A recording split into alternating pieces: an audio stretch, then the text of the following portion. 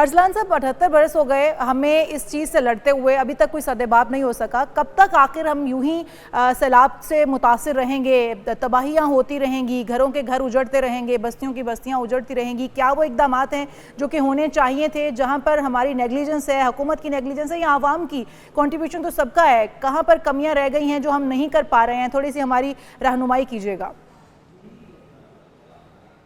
जी, अस्सलाम वालेकुम। बहुत शुक्रिया, आपने दावत दिया मुझे इस प्रोग्राम में, और हमेशा बड़ा अच्छा प्रोग्राम रहता है आपका। बहुत शुक्रिया। देखें, इसमें शुरू तो इधर से करना चाहिए कि पहले क्या हमें जो ये फिनोमिनन है, जो क्लाइमेट का, इसकी हमारी पूरी अंडरस्टैंडिंग है या नहीं है।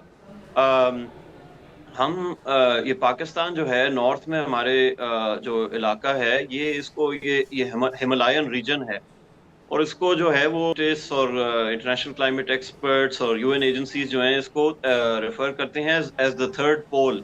Third okay. पोल इसको इसलिए कहते हैं क्योंकि नॉर्थ और साउथ पोल के बाहर जो है दुनिया में सबसे ज्यादा कंसंट्रेशन ग्लेशियर्स की जो है इस इलाके के अंदर है। और वो ग्लेशियर्स जो हैं अभी ये इनफैक्ट 2025 जो है वो international year of glacier preservation है, according to the United Nations ने डिक्लेयर किया हुआ है। और ये हमारे ग्लेशियर्स जो हैं ये हाई स्पीड पे, अनप्रेसिडेंटेड रेट्स पे मेल्ट हो रहे हैं। ओके। नेपाल के ग्लेशियर्स जो हैं, फॉर एग्जांपल, वो पिछले 30 साल में 1/3 मेल्ट हो चुके हैं। और जो क्लाइमेट एक्सपर्ट्स का कंक्लूजन है कि by the end of the century, यानी 2100 तक 75% हमारे ग्लेशियर्स मेल्ट हो चुके होंगे। ये ओके। फ्लडिंग जो आपको नजर आ रही है अब पूरे मुल्क में हो रही है, ये हर साल हो रही है। ये रिकरिंग फिनोमिनन इसलिए बन गया है क्योंकि ग्लेशियर मेल्ट जो है वो एक बहुत हाई स्पीड पे हो रही है, और भी खैर फैक्टर्स हैं, लेकिन ये एक बहुत मेजर फैक्टर है क्योंकि हमारा ज्यादातर मुल्क जो है वो ये रिवर्स जो है वो ग्लेशियर फेल्ट है, स्पेशली इंडस रिवर। इसके आगे क्या होंगे, हम आगे क्या होने वाला है? जी। एक, अगर ये बिल्कुल चीजें सही। ऐसी चलती रही तो इंडस रिवर, फॉर एग्जांपल, इतनी बड़ी चीज इंडस रिवर पाकिस्तान का, वही जो है श्रिंक हो सकता है, जी हाँ। ड्राई अप भी हो सकता है। दूसरा, तमाम हाइड्रो इलेक्ट्रिक पावर, बिजली तो यहाँ से हाइड्रो पावर से आ रही है 50-60%, जी। या what ever the number is. वो हाइड्रो पावर कैसे प्रोड्यूस होगी हम्म। जब रिवर्स के अंदर पानी नहीं होगा? हम्म। तो ये रिवर्स, ये जो हो रहा है, ये एक ये हम मदर नेचर जिसको कहते हैं, प्लेनेट अर्थ, ये हमें एक मैसेज भेज लेकिन रहा है अरसलान साहब, कि ये सारा कुछ तो फिनोमेनन शुरू काफ़ी हो चुका साल है। लगे इस तबाही तक हमें पहुंचने में। अब तबाही का बाकायदा हम सामना कर रहे हैं। हमें अपनी आने वाली जनरेशन्स को बचाने के लिए क्या करना होगा? वो क्या इकदामात हैं जो कि हमें करने हैं और उससे हम उन्हें बचा सकते हैं? दरख्त लगाने पे बात होती है, पोल्यूशन को कम करने पे बात होती है, लेकिन ये जो सारे अवामिल हैं, हम दरियाओं का, नालों का रास्ता रोक रहे हैं, टिम्बर माफिया दरख्त काट रहा है। हम बजाय इसके कि उसमें कुछ कंट्रीब्यूट कर सकें, इसको रिवाइवल करने के लिए, ग्लेशियर्स को फ्रीज रखने के लिए, उनको मेल्ट डाउन होने से बचाने के लिए, हम तो उल्टा उन्हें मजीद तबाही की तरफ लेके जा रहे हैं।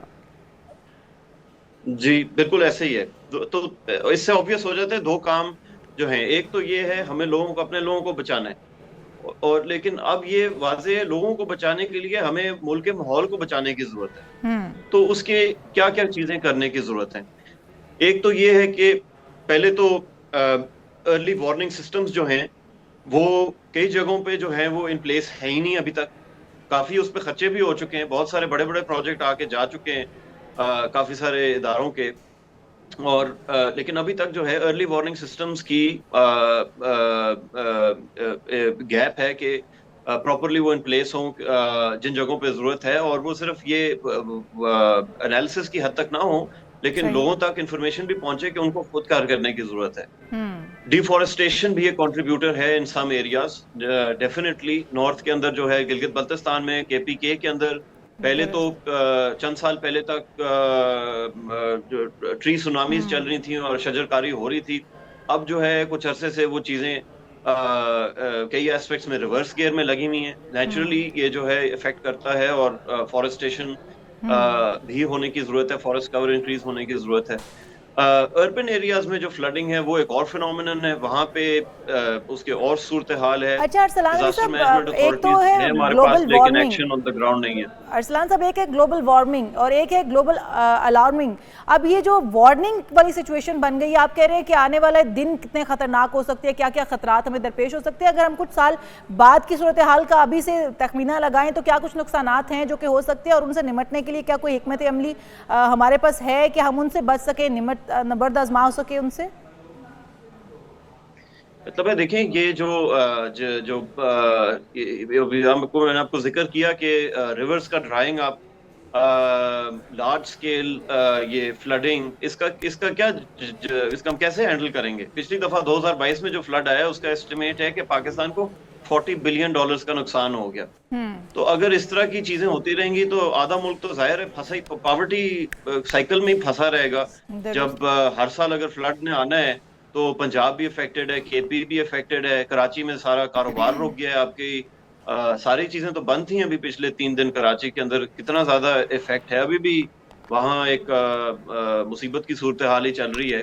तो नेचुरली बहुत बड़ा इफेक्ट है, और इसका इकोनॉमी पे भी इफेक्ट है, और लोगों के ऊपर भी, जो वल्नरेबल लोग हैं उनको सबसे ज्यादा इसकी तकलीफ होगी, और अमूमन बेचारे गरीब लोग जो हैं उन्हीं को सबसे ज्यादा इसका प्रॉब्लम का ब्रंट बेयर करना पड़ता है।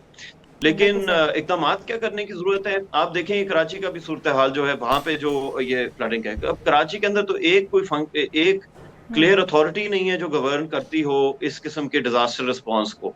सारा शहर बंटा हुआ है डिफरेंट किस्म की मैनेजमेंट अथॉरिटियों के अंदर, कोई कोहेरेंस नहीं है। आप कैसे एक जगह एक एक्शन हो रही है, दूसरी जगह कुछ और हो रहा है। बिल्कुल, इस वक्त तमाम इदारों को मुतहरक होने की ज़रूरत है, डिज़ास्टर मैनेजमेंट को भी इस वक्त मुतहरक होने की ज़रूरत है, क्योंकि कहीं ना कहीं फ्लॉज मौजूद हैं। और जब तक तमाम इदारे, तमाम पार्टीज़ मिलकर, सियासी पार्टीज़ और तमाम अवाम मिलकर काम, तब तक यकीनन इससे नबर्द आज़मा नहीं हुआ जा सकता, ये इस मुश्किल से नहीं निकला जा सकता। बहुत शुक्रिया। अरसलान अली फ़हीम साहब हमारे साथ मौजूद थे, हमारे नुमाइंदगान हमारे साथ मौजूद थे।